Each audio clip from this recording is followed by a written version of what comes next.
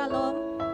Selamat bertemu kembali Bapak Ibu sekalian, saudara-saudara yang dikasihi oleh Tuhan di dalam ibadah raya Gereja Suara Kebenaran Injil atau GSKI Pantai Indah Kapuk. Di minggu pagi hari ini, mari saya mengajak kita semua untuk mempersiapkan hati kita, pikiran kita, perasaan kita untuk kita masuk di dalam ibadah online. Kita akan memuji Dia, kita akan meninggikan Tuhan, kita akan memuliakan namanya. Dan saya berharap, saya percaya kita semua memiliki hati yang sama seperti hati Tuhan. Allah di sini, Dia menjamah kita semua. Dia siap memberkati kita semua di hari ini. Haleluya, kita naikkan pujian ini bersama-sama.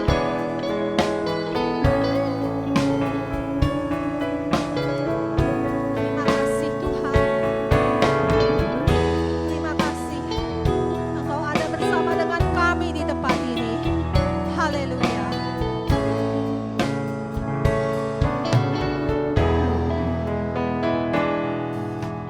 Allah di sini menjamahku sempurna.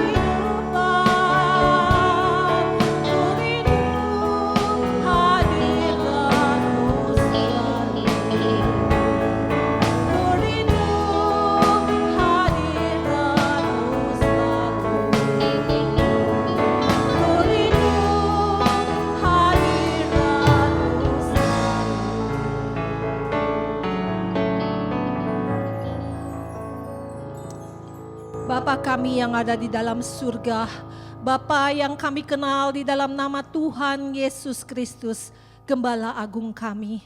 Terima kasih Engkau selalu ada bersama dengan kami. Dan kami percaya Engkau ada bersama dengan ibadah online di pagi hari ini, Gereja Suara Kebenaran Injil. Biarlah Tuhan kami terus boleh bersekutu dengan pujian. Kami juga merindukan untuk Kau hadir di dalam memberkati kami melalui kebenaran firman-Mu. Dan kami percaya setiap Bapak, Ibu, saudara-saudara kami yang saat ini bergabung bersama dengan kami di tempat ini, semua diberkati. Terima kasih Tuhan, biar kami terus boleh melayani Engkau sampai akhir hidup kami. Di dalam nama Tuhan Yesus Kristus kami berdoa dan kami bersyukur. Haleluya. Amin. Puji Tuhan Bapak Ibu sekalian, kita tetap bersyukur apapun keadaan kita. Dan kami percaya, kita semua percaya, ucapan syukur kita pasti menyenangkan Dia. Betapa ku bersyukur. Kita naikkan pujian ini. Haleluya.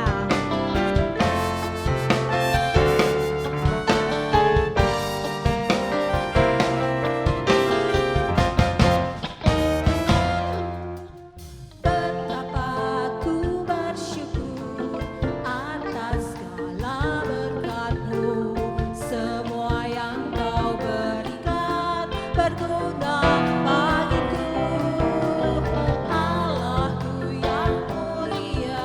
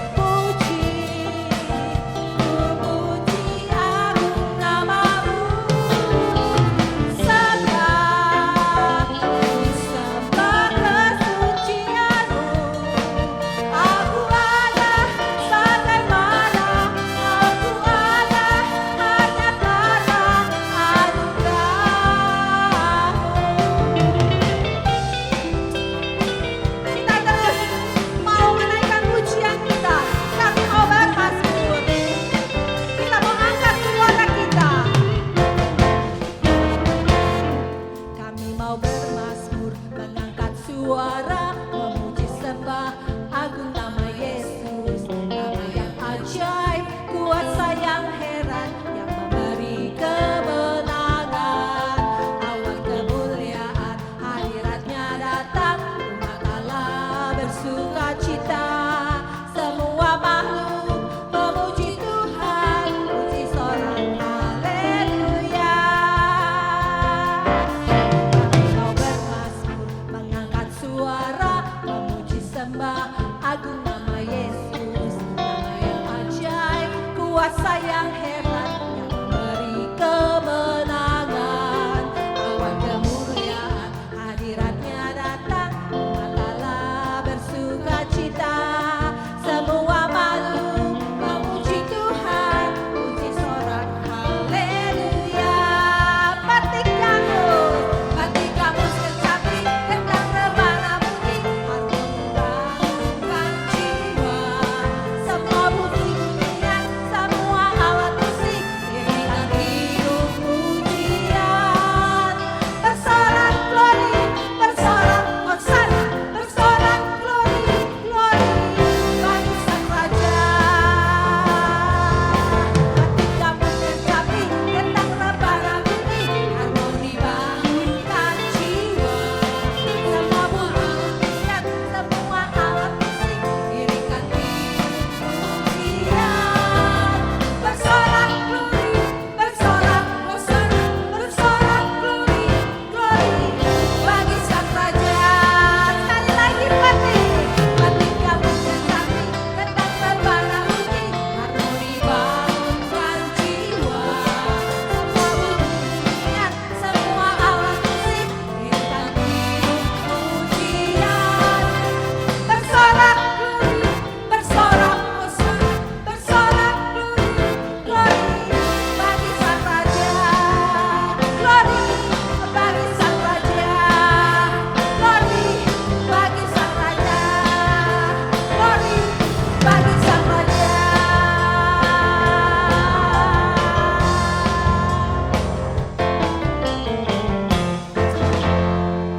Biar segala kemuliaan hanya bagi Dia saja. Dan sekarang tiba saatnya kita akan mendengarkan kebenaran firman Tuhan. Dan kita beri kesempatan untuk Tuhan berbicara buat kita semua di pagi minggu ini. Mari Tuhan menyelidiki setiap hati kita.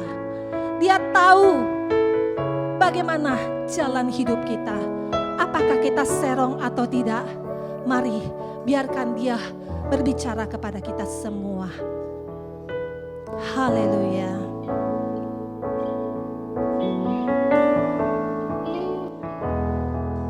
Tuhan menyelidiki jalan hidupku.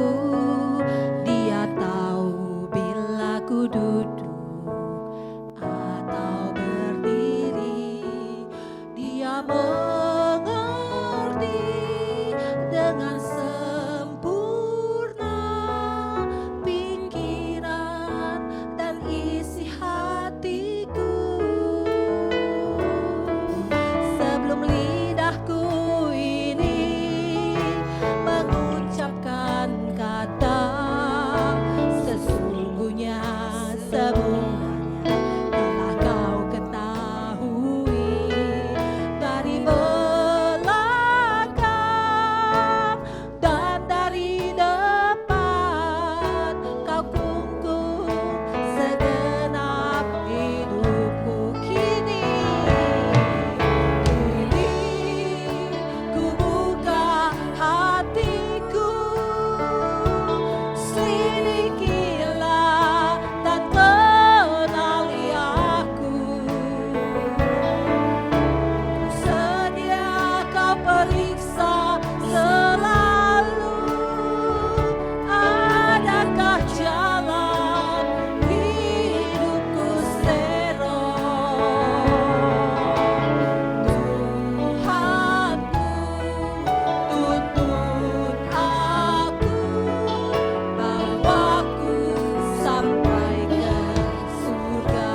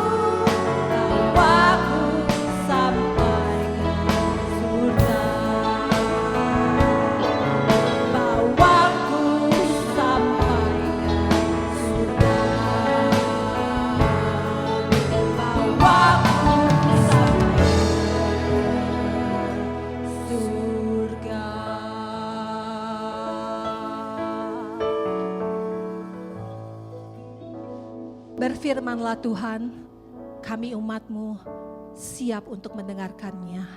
Di dalam nama Tuhan Yesus Kristus kami berdoa. Haleluya. Amin.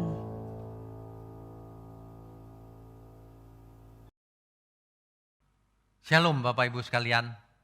Kita beribadah lagi di minggu pagi ini. Kita akan belajar satu peperangan. Peperangan di sini bukan peperangan fisik, tapi peperangan rohani. Itu pun banyak orang yang mempunyai pengertian yang tidak tepat. Mari kita belajar di pagi ini dan kita boleh memenangkan setiap peperangan yang kita punya. Mari kita berdoa. Bapa di surga, ajari kami untuk berperang dengan benar, agar kami menjadi pemenang untuk kemuliaan Tuhan. Jadikan program ini untuk pembelajaran bagi semua anak-anak-Mu di seluruh dunia. Agar semua orang sadar, mengerti benar siapa musuh kita yang sebenarnya, peperangan model apa yang sebenarnya harus kita perangi. Pakai mulut hamba-Mu untuk menyampaikan kebenaran ini. Hanya di dalam nama Tuhan Yesus kami berdoa. Amin. Bapak Ibu sekalian, jika kita bicara soal peperangan rohani, pada umumnya orang mempunyai pengertian bahwa peperangan rohani itu dilakukan dengan cara doa keliling misalnya. Jadi maksudnya adalah naik kendaraan, mobil, keliling, membawa minyak biasanya, sambil berdoa memuji Tuhan, lalu di setiap perempatan membuang-buang minyak itu, dengan harapan musuh abadi manusia, yaitu setan dan pengikutnya, akan terusir dari perempatan itu, dari daerah itu. Nah, ini antara lain peperangan rohani dibayangkan seperti itu. Kemudian dibarengi oleh puasa, ya, nebar-nebar minyak di mana-mana supaya setan takut, dan segala bentuk ritual lainnya. Peperangan rohani seringkali diartikan adalah peperangan gaib. Terjadi di alam roh. Sehingga peperangan rohani diartikan perang secara roh.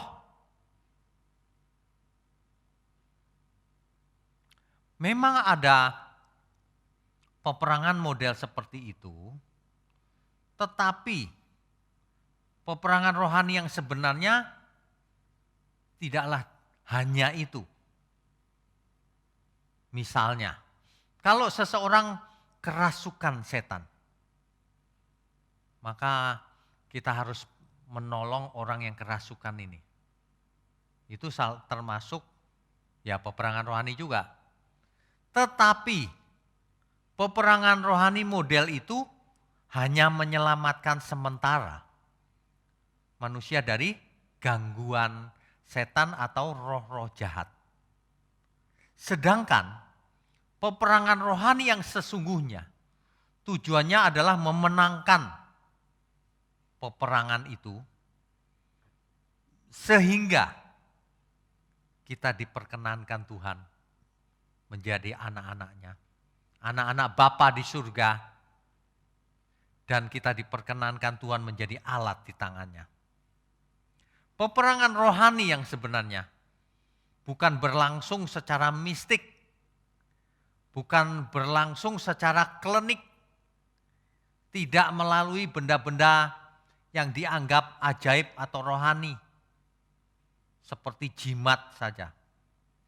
Peperangan rohani yang sebenarnya bukan seperti itu. Kalau kita belajar kepada Tuhan Yesus, maka kita akan melihat seringkali Tuhan Yesus tidak melakukan peperangan rohani secara mistis, tetapi secara nyata. Ketika Tuhan mengusir setan, langsung mengusir setan. Tidak perlu berpuasa dulu, tidak perlu mengadakan doa-doa tertentu dahulu. Langsung mengusirnya. Kalau kita hari ini diutus Tuhan untuk melakukan hal yang sama, maka kita tidak perlu minyak, bantuan minyak, air yang didoakan lebih dulu, dan benda-benda rohani yang diciptakan oleh manusia. Tidak perlu. Sebab kuasa Tuhan tidak tergantung dari benda-benda itu. Tapi yang perlu dilakukan adalah bagaimana kita hidup kudus. Supaya kuasa Tuhan mengalir atas hidup kita.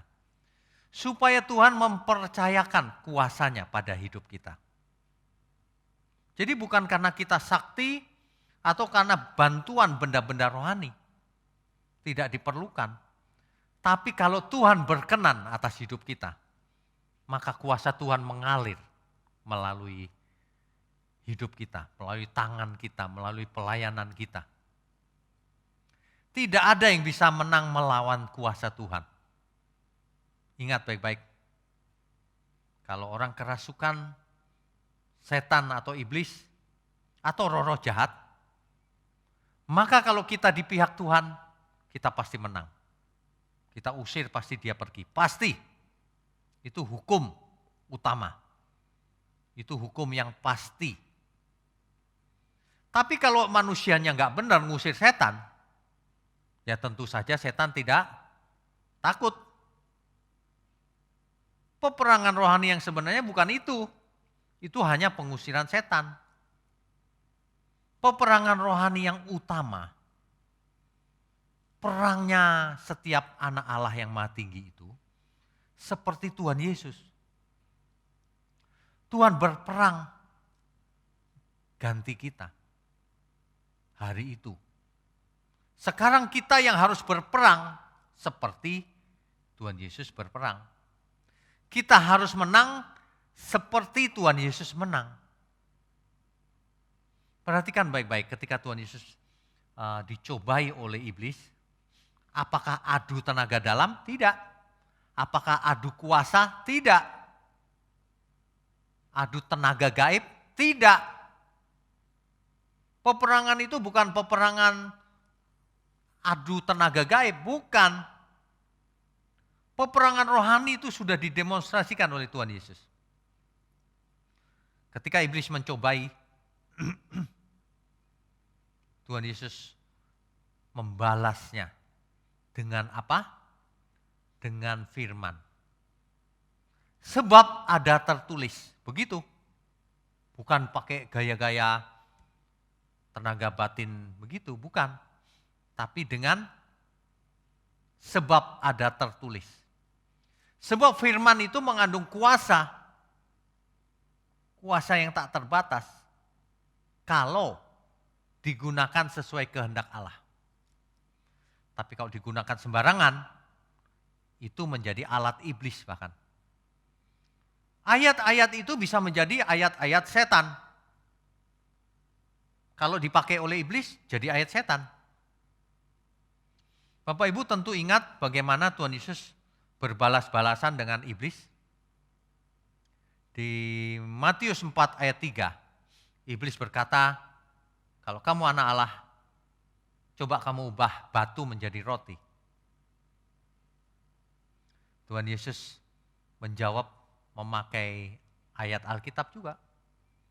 Ulangan 8 ayat 3. Manusia hidup bukan dari roti saja, tapi hidup dari setiap firman yang keluar dari mulut Allah. Sebab manusia bukan hanya terdiri dari daging, kalau daging roti aja cukup. Tapi manusia terdiri dari jiwa dan roh juga. Yang diberi makan bukan dengan roti, tapi dengan firman Allah yang hidup. Sehingga jiwa dan rohnya akan hidup berkuasa. Menjadi alat di tangan Tuhan. Setan memakai lagi firman Tuhan, Mazmur 91 ayat 11 dan 12. Dibalas oleh Tuhan Yesus memakai firman juga, sebab ada tertulis. Iblis bisa-bisanya meniru Tuhan Yesus dengan perkataan sebab ada tertulis. Jadi sebenarnya ini perang kebenaran, perang firman. Iblis selalu membuat hoax, mempelesetkan firman. Tuhan Yesus selalu menyampaikan kebenaran. Nah, dengan cara itulah Tuhan Yesus mengalahkan iblis. Ya. Coba kita baca saja ya. Matius pasal 4. Matius pasal 4.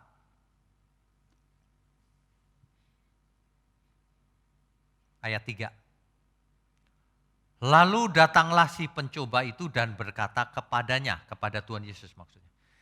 Jika engkau anak Allah, perintahkanlah supaya batu-batu ini menjadi roti. Tuhan menjawab, ada tertulis, artinya ada di kitab suci. Manusia hidup bukan dari roti saja, tetapi dari setiap firman yang keluar dari mulut Allah. Iblis tidak mau kalah. Ia membawanya ke kota suci dan menempatkan dia di bubungan bait Allah, di puncaknya bait Allah. Lalu berkata kepadanya, jika engkau anak Allah, jatuhkanlah dirimu ke bawah, sebab ada tertulis, ini setan memakai ayat Alkitab, kitab suci. Sebab ada tertulis, mengenai engkau ia akan memerintahkan malaikat-malaikatnya dan mereka akan menatang engkau di atas tangannya. Supaya kakimu jangan terantuk kepada batu. Oh, setan atau iblis memakai kitab suci untuk menyerang Tuhan Yesus. Tapi Yesus berkata kepadanya, ada pula tertulis, janganlah engkau mencobai Tuhan Allahmu.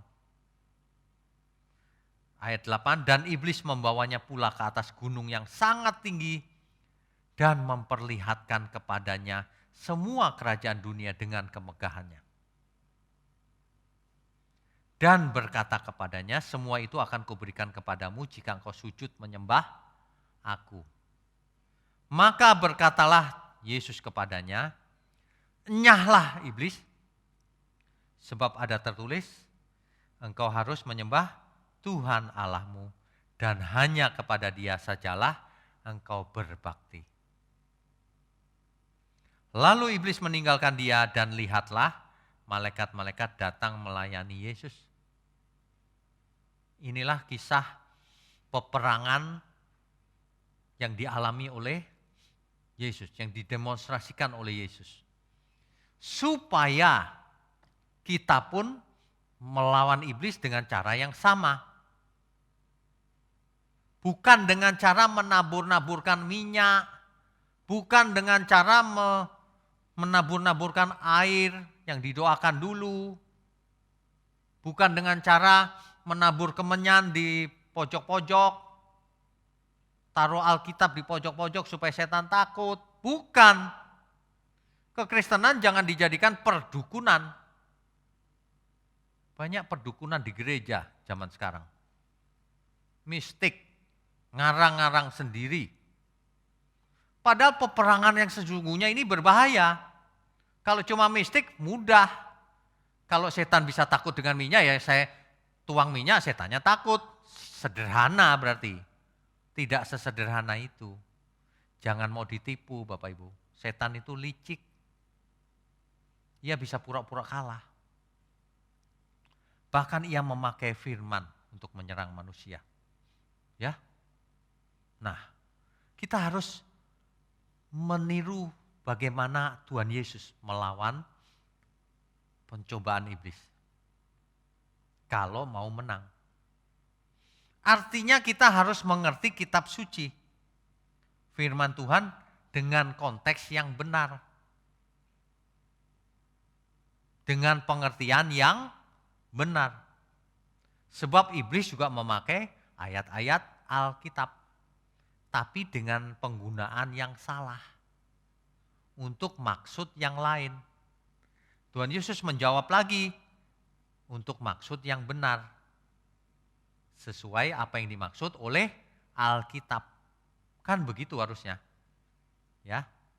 Jadi peperangan rohani itu kalau cuma perang fisik, misalnya cuma sakit kanker gitu, mudah mengalahkannya. Kalau sembuh dianggap sudah menang. Kalau seseorang setannya dikeluar, dianggap sudah menang. Yang mengusir sudah merasa hebat. Padahal itu belum ada apa-apanya. Dan bukan itu yang penting. Kalau seseorang dibebaskan dari kerasukan roh jahat, belum tentu Tuhan berkenan dalam hidupnya. Itu artinya ia diberi kesempatan untuk belajar dan bertobat lagi. Sebab kalau tidak, setannya pergi. Tapi ia tetap manusia lama yang dulu, sifat karakternya dan semua hidupnya. Maka itu percuma mengalami mujizat dan sebagainya itu. Nah, jadi kalau cuma kalah perang fisik, itu enggak masalah. Tapi kalau kalah perang rohani, akibatnya binasa. Nah, inilah yang harus dihindarkan. Dulu Adam maupun Hawa kalah perang rohaninya dengan iblis. Hawa berkata-kata dengan iblis, bukannya Hawa mengungkapkan kebenaran, malah percaya pada iblis. Makanya Rasul Paulus dalam 2 Korintus 11 ayat 3. 2 Korintus 11 ayat 3. Tetapi aku takut kalau pikiran kamu disesatkan dari kesetiaan kamu yang sejati kepada Kristus. Yang ditakutkan itu. Sama seperti Hawa diperdayakan oleh ular itu dengan kelicikannya. Peperangan rohani yang sebenarnya ketika manusia melawan iblis. Bukan secara fisik melawannya. Tapi dengan kebenaran. Kebenaran kitab suci. Sama seperti Hawa dulu melawan ular, Hawa kalah. Karena tidak mengungkapkan kebenaran. Sedangkan Tuhan Yesus menang karena memakai kitab suci. Ya. Oke. Kita lanjutkan. Jadi, kalau kita tahu bahwa peperangan itu bukan peperangan fisik, maka kita jangan fokus pada hal-hal yang fisik. Itu sia-sia. Atau kalau enggak sia-sia, gunanya sementara. Sembuh dari sakit, kalau kemudian tidak diterima Tuhan, percuma. Mengapa? Karena sembuh dari sakit kan enggak seterusnya. Nanti suatu hari pasti mati juga. Ada amin? Makanya ibadah itu jangan fokusnya kesembuhan fisik. Fokusnya itu jangan peperangan yang sifatnya mistis. Jadi yang namanya peperangan rohani jangan diartikan peperangan fisik. Jangan diartikan dalam rangka tubuh kita saja. Misalnya kesembuhan dari penyakit. Kalau kita berperang rohani, itu pasti tujuannya kekekalan. Makanya ibadah jangan fokusnya kesembuhan fisik, salah. Fokusnya mujizat, salah. Fokusnya harus kebenaran, perubahan kodrat dari manusia duniawi menjadi manusia ilahi. Fokusnya harus kehendak Tuhan, bukan kepentinganku. Bukan kebutuhan kita fokusnya. Fokusnya apa yang Tuhan kehendaki itu. Peperangan rohani itu bagaimana kita menjadi menang dalam segala hal untuk menyenangkan Tuhan.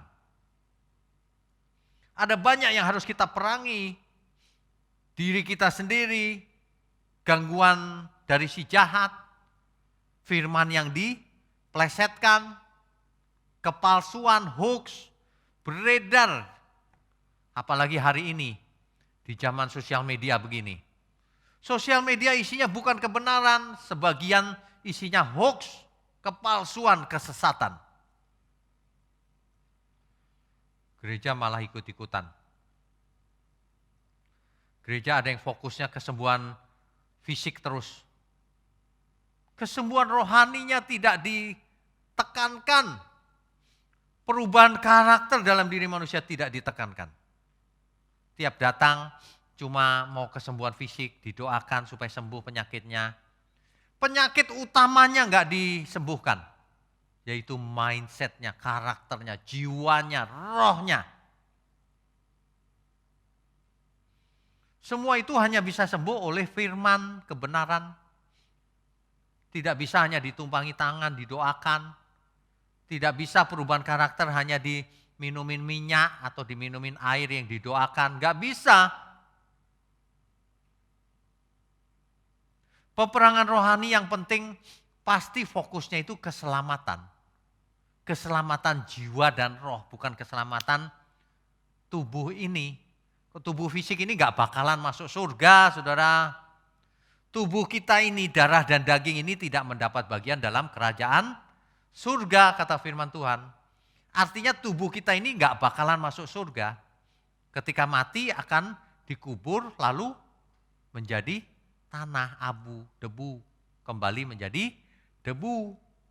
Sedangkan jiwa dan roh kita itulah yang akan dibangkitkan Tuhan. Diberi tubuh yang baru. Makanya kalau hari ini fokusnya kesembuhan fisik, pasti salah. Pelayanannya salah itu. Karena fisik yang ini biar sembuh bagaimana akan mati dan lenyap. Yang kekal malah gak diurus. Bapak Ibu harus sadar mulai hari ini. Kita harus fokus pada yang menuju kekekalan. Jadi peperangan rohani bukanlah menyangkut tubuh jasmani. Tidak hanya itu. Justru yang utama adalah peperangan rohani adalah memenangkan supaya jiwa dan roh kita menang. Supaya jiwa dan roh kita berubah seturut kehendak Tuhan. Itu peperangan rohani. Soal tubuh kita sembuh dari penyakit atau tidak itu tidak penting. Kalau Tuhan ingin kita tidak sembuh ya kita pulang ke surga.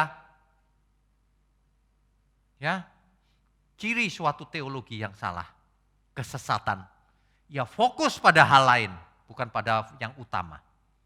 Kalau orang fokus pada keselamatan, perubahan karakter jiwa dan roh yang membawa kepada kekekalan, yang dibawa pada kekekalan, itu pasti benar. Tapi kalau suatu ajaran atau teologi fokusnya pada kesembuhan tubuh fisik, udah itu saja, hati-hati, itu pasti salah, itu sesat. Kebenaran yang dikurangi dari dosisnya, itu kesesatan. Alkitab hanya dicomot sebagian ayat-ayatnya, itu pasti kesesatan. Harus diartikan dalam rangka seluruh Alkitab, Alkitabiah. Tidak boleh ayatiah. Bapak Ibu harus belajar banyak ya. Sebab orang yang mengerti kebenaran, dialah yang dimerdekakan.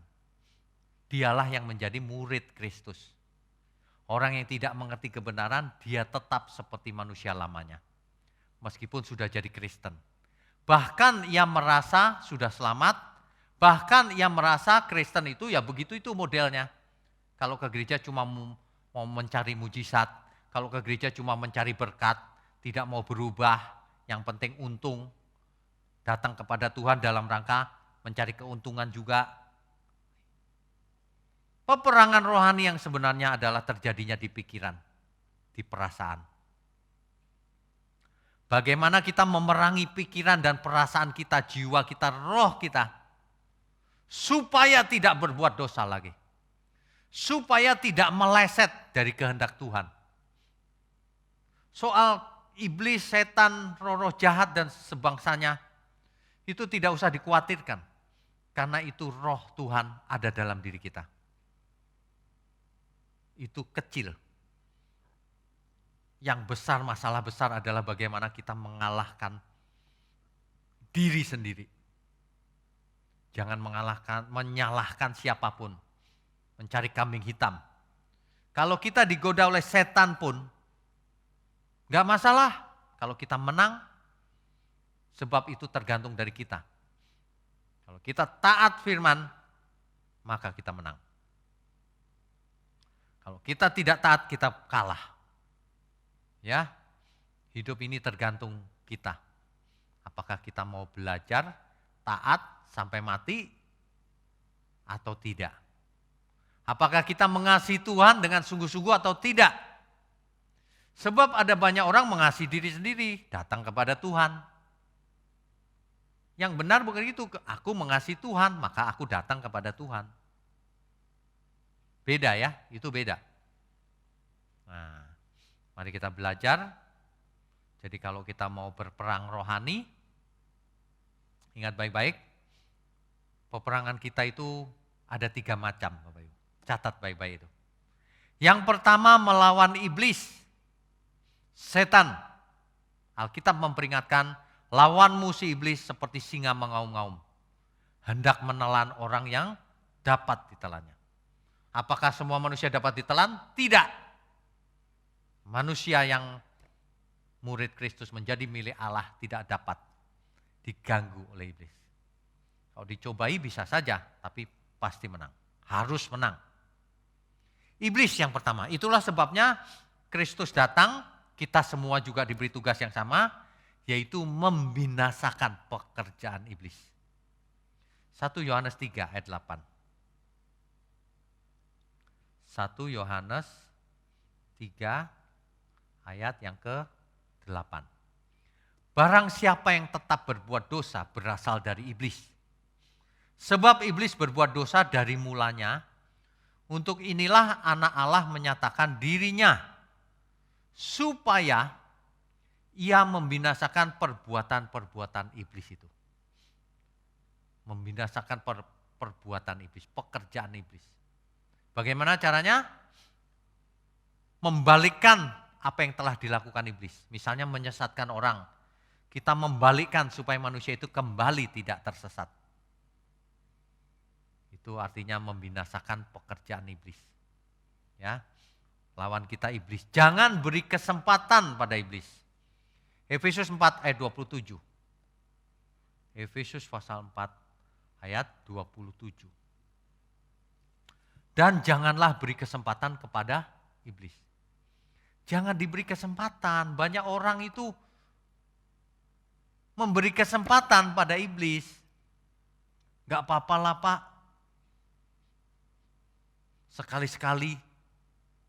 Sekali-sekali lalu tergeletak, jatuh. Sekali-sekali berbuat dosa gak apa-apa Pak. Nanti bertobat lagi. Akhirnya jatuh dan gak pernah bangun lagi. Jangan mau punya pikiran seperti itu. Ya. Jadi lawan yang pertama memang iblis. Iblis berusaha semua manusia sesat. Tidak mengerti kebenaran. Tidak tahu bahwa kita anak Bapa di surga yang harus berperang melawan si iblis. Iblis berusaha manusia tidak mengerti hal itu. Sehingga manusia terjebak dalam keinginannya sendiri, dalam ritualnya sendiri, dalam pikiran dan perasaannya sendiri. Seolah-olah itu sudah benar, padahal belum. Yang kedua, peperangan kita itu melawan keinginan diri sendiri. Ya. Yakobus 1 ayat 14 sampai 18. Sesungguhnya manusia itu diseret oleh keinginannya sendiri. Akhirnya melahirkan maut, berbuah dan melahirkan maut. Manusia jatuh karena keinginannya sendiri. Inilah bukti bahwa manusia memiliki kehendak bebas. Inilah yang harus diperangi. Kehendak bebas ini harus digunakan bukan sebebas-bebasnya. Harus digunakan seturut kehendak Tuhan. Itulah kehendak bebas yang kita punya. Kehendak bebas bukan berarti kita boleh hidup sebebas-bebasnya, suka-suka sendiri. Salah. Kehendak bebas artinya kita bisa hidup seturut kehendak Tuhan atau tidak. Tapi kita bisa memilih, itu kehendak bebas. Orang benar akan, kalau mau menang, akan memanage kehendak bebasnya, menggunakan kehendak bebasnya sesuai kehendak Tuhan. Yang ketiga, peperangan rohani kita adalah memerangi ketidaktahuan atau kebodohan. Sebab orang yang tidak tahu, dia berbuat salah. Dan itu bisa mencelakakan. Ya. Coba kita baca Ayub 4 ayat 18. Ayub 4 ayat 18. Sesungguhnya hamba-hambanya tidak dipercayainya. Malaikat-malaikatnya didapatinya tersesat. Bagaimana mungkin hamba-hamba Tuhan tidak dipercayai? Bagaimana mungkin malaikat-malaikat Tuhan didapatinya tersesat? Tapi begitulah catatan Ayub. Kebenarannya hamba-hamba Tuhan pun bisa tersesat, tidak dapat dipercaya. Ya, malaikat saja bisa didapati tersesat, tidak dapat dipercaya, atau bodoh. Nah, makanya kalau kita mau berperang rohani, yang ketiga, poin ketiga ini adalah memerangi ketidaktahuan atau memerangi kebodohan. Kita harus belajar firman supaya kita cerdas, peka membedakan mana yang benar, mana yang tidak benar. Selain peka, mengerti apa yang Tuhan kehendaki. Itulah yang akan menyelamatkan kita. Kita menjadi mengerti bagaimana kita melakukan kehendak Tuhan. Supaya Tuhan disukakan, supaya Tuhan berkenan atas hidup kita. Ya, peperangan rohani sekali lagi bukan memerangi hal yang fisik, tapi yang sifatnya batiniah. Yaitu yang pertama memang lawan kita iblis, pakai firman melawannya. Yang kedua keinginan diri sendiri. Yang ketiga ketidaktahuan atau kebodohan. Oleh sebab itu, Bapak Ibu sekalian, fokus hidup ini harus diarahkan. Bukan ke hal-hal yang minor atau yang tidak penting. Tapi diarahkan setiap hari harus belajar firman, harus melakukannya, harus hidup fokus, jangan melakukan hal-hal yang tidak penting, mengejar karir atau bisnis tanpa batas tapi tidak mau belajar kebenaran, sibuk mengumpulkan aset di dunia ini padahal akan ditinggalkan, sibuk mencari kenikmatan dunia, makan, minum, kuliner, seks, dan nafsu-nafsu lain, sehingga tidak sempat melayani Tuhan. Fokus hidup seperti ini, fokus yang sia-sia. Sangat sia-sia. Inilah yang harus diperangi, sebab seseorang yang sudah biasa hidup seperti itu akan sulit berubah.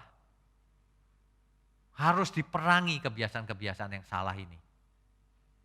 Ya. Jangan terbiasa melakukan hal-hal yang tradisi tapi tidak sesuai firman. Kita harus mau bayar harga kalau mau selamat, kalau mau menang dalam peperangan rohani. Tidak ada segala sesuatu yang baik tapi gratis, tidak ada. Kalau Tuhan Yesus mati di kayu salib secara cuma-cuma supaya kita melakukan hal yang sama. Itu maksudnya. Kita harus fokus pada berkat yang sesungguhnya. Bukan berkat yang sifatnya hanya sementara fana fisik, bukan. Berkat yang rohani yaitu kekekalan, keselamatan. Ya, kalau yang fisik hanya fana, bukan? Ya kita perlu berkat fisik, betul. Tapi dalam rangka supaya kita memiliki sarana untuk belajar, sarana untuk mengerti kehendak Tuhan, sarana untuk memberkati sesama. Amin, Bapak Ibu. Yang utama itu yang non fisik, pikiran, perasaan, batiniah, roh kita, jiwa kita. Ya. Jadi jemaat jangan diarahkan ke fisik. Yang kesembuhan ilahi soal tubuh fisik lah. Kesembuhan ilahi yang sebenarnya itu sembuh dari kesesatan sebab dahulu kamu sesat oleh bilur-bilur yang kamu sudah sembuh. Itu bukan sembuh kesembuhan fisik. Salah itu. Itu sembuh dari kesesatan, Bapak Ibu. Percuma sembuh fisiknya. Berapa lama kemudian mati juga. Yang terutama harus sembuh adalah jiwa kita. Sehingga kita bisa hidup bagaimana kita hidup seperti Tuhan. Karena hidupku bukanlah aku sendiri lagi, tapi Kristus yang hidup di dalamku. Ini serius loh Bapak Ibu. Bagaimana kita bisa hidup seperti Tuhan. Jangan suka-suka sendiri. Tuhan sudah sediakan segala sesuatu yang kita perlukan selama kita hidup. Sudah. Giliran kita yang harus mengerjakannya. Giliran kita yang harus berperang rohani kita, memenangkan peperangan rohani. Musuh terbesar kita itu sebenarnya gara-gara manusia itu kedagingan. Sehingga manusia mengarahkan hidupnya untuk memuaskan dagingnya. Sehingga manusia tidak bisa fokus pada kebenaran. Sehingga sebagian manusia tidak bisa menjadi murid Kristus. Tidak mau membayar harganya. Ini yang mencelakakan. Menang dalam peperangan rohani, inilah yang disebut di Wahyu 3 ayat 21. Coba kita baca Wahyu 3 ayat 21. Barang siapa menang, ia akan kududukan bersama-sama dengan aku di atas tahtaku. Sebagaimana aku pun telah menang. Jadi kita harus menang seperti Tuhan Yesus menang, maksudnya begitu. Aku pun telah menang dan duduk bersama-sama dengan Bapakku di atas tahtanya.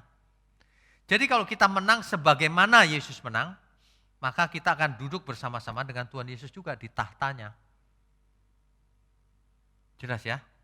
Jadi peperangan rohani di sini bukan soal fisik, tapi peperangan rohani mengalahkan 3 hal tadi, minimal ada 3. Satu yaitu setan atau iblis atau beserta roh-roh jahat. Jangan mau disesatkan. Ya. Yang kedua, diri sendiri. Bagaimana kita mengalahkan keinginan diri sendiri. Yang ketiga, bagaimana kita mengalahkan ketidaktahuan atau kebodohan kita. Kita harus belajar all out, tekun sampai mati. Dan kita harus selamatkan banyak jiwa, kasihan. Ada banyak orang tidak mengerti, sudah tidak mengerti kebenaran, tidak mendengar firman yang begini seperti Bapak Ibu dengar. Amin ya. Di saat-saat seperti ini kita masih beruntung loh. Karena kita bisa mendengar firman, masih sehat. Bapak Ibu meskipun online, meskipun jauh dari Jakarta, tapi boleh mendengar firman kebenaran ini. Dan boleh mengerti bahwa peperangan rohani itu, ya saat ini, sedang kita hidup ini setiap hari adalah peperangan rohani.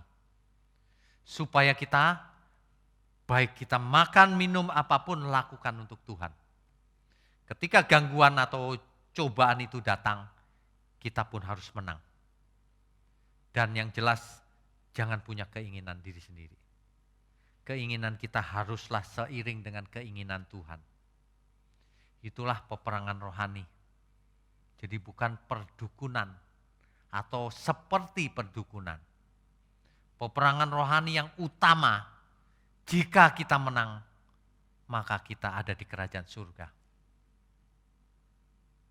Amin ya Bapak Ibu sekalian. Amin. Inilah firman peperangan rohani yang sebenarnya Bapak Ibu. Jadi jangan pernah berperang seperti anak kecil, gambar setan ditusuk-tusuk dalam nama Yesus. Garam ditabur-tabur biar setan takut. Melawan setan bikin ramuan. Ini menipu diri sendiri namanya. Mari kita berperang rohani dan menjadi pemenang. Sehingga Tuhan berkata, barang siapa menang, ia akan duduk bersama aku di kerajaan surga. Amin ya. Amin. Kiranya kebenaran ini memberkati kita semua. Mari kita berdoa. Bapa di surga, dalam situasi pandemi ini, di tengah-tengah pandemi ini, yang membawa banyak orang kepada penyakit fisik Tuhan. Kami tahu ada hal-hal yang lebih berbahaya lagi, yaitu dalam peperangan rohani kami. Kami harus tampil sebagai pemenang, dan kami percaya dengan Roh Kudus kami pasti menang. Terima kasih Bapa, berkati program ini sehingga boleh menjadi sumber berkat bagi banyak orang, bahkan sampai ke ujung-ujung bumi. Hanya untuk kemuliaan Tuhan, hanya untuk kemuliaan Bapa di surga. Terima kasih Bapa, hanya dalam nama Tuhan Yesus kami sudah sambut segala berkat, baik berkat jasmani maupun berkat rohani. Di dalam nama Tuhan Yesus. Amin. Amin Bapak Ibu sekalian. Jaga kesehatan, umur panjang, belajar kebenaran, dan jadilah pemenang. Amin. Menyenangkanmu, menyenangkanmu, dimanapun dan kapanpun, dalam segala perkara. Menyenangkanmu, menyenangkanmu, sejak di bumi sampai selamanya. Menyenangkanmu, menyenangkanmu,